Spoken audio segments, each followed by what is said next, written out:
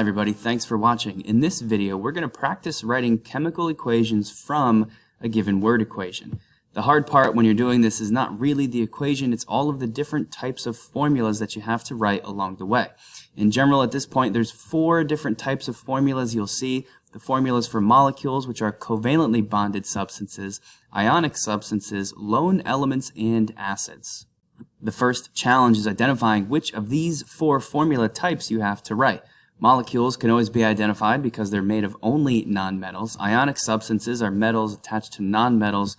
Lone elements are just that, single elements not bonded to anything else. And acids are the easiest because their name always ends with the word acid. Once you've got your formula type identified, then you can follow the specific rules for that type. And we're going to go over these really fast because you should have learned about all of them in the past. So this will just be some general reminders you can use. Molecule formulas are written using whatever prefixes are given in the name. That's nice and easy. Ionic formulas, you write the cation first, the anion last, and add in your own subscripts to balance out the positive and the negative charges.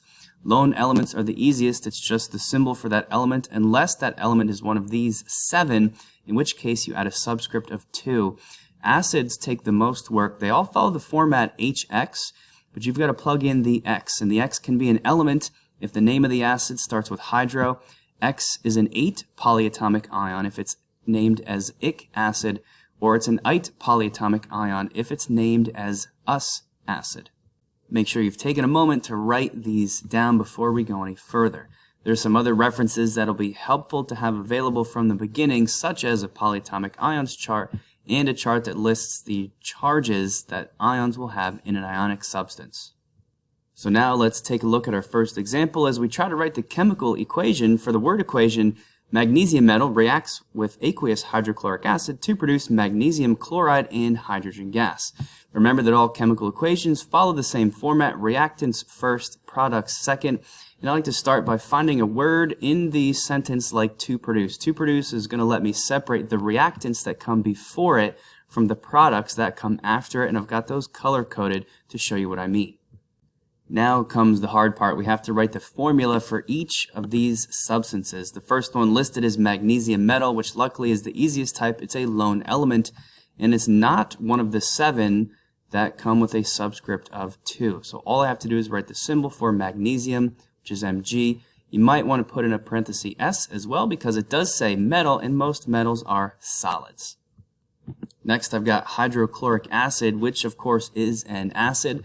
So it's going to follow the format HX. My job now is to plug in the X. Since the name of the acid starts with hydro, X is an element, and the name is hydrochloric acid, so the element that I fill in is chlorine. With acids, you do have to check that charges balance, just like ionic substances. Here we've got a +1, -1, so they already balance. You could also throw in a parenthesis AQ after HCl because it says that it's aqueous. Since there's 2 different reactant formulas, I also want to separate them with a plus sign. Next up, we have magnesium chloride, which is an ionic substance, so I start by writing the symbol for the cation, that's Mg. Next comes the symbol for the anion, that's chloride.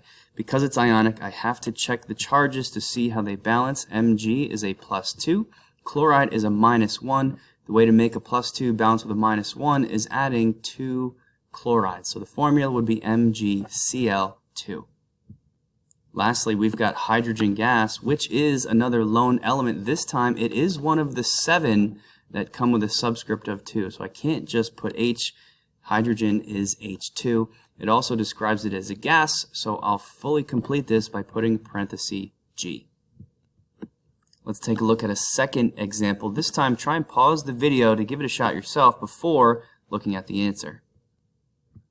So here's what you should have come up with for this equation. The first formula is for hydrogen gas. Hydrogen is one of the special 7 that gets a 2. Notice parenthesis G because it's a gas. That's reacting with nitrogen monoxide, our first example of a molecule. The prefix mono told me to just put 1 oxygen in the formula. Now it says to produce, so I put my reaction arrow. Water vapor is just common knowledge. Water is H2O. Vapor means it's a gas. And lastly, nitrogen gas is a lone element, also part of the special 7. That should get a subscript of 2. So that concludes this example and this video. Thanks for watching.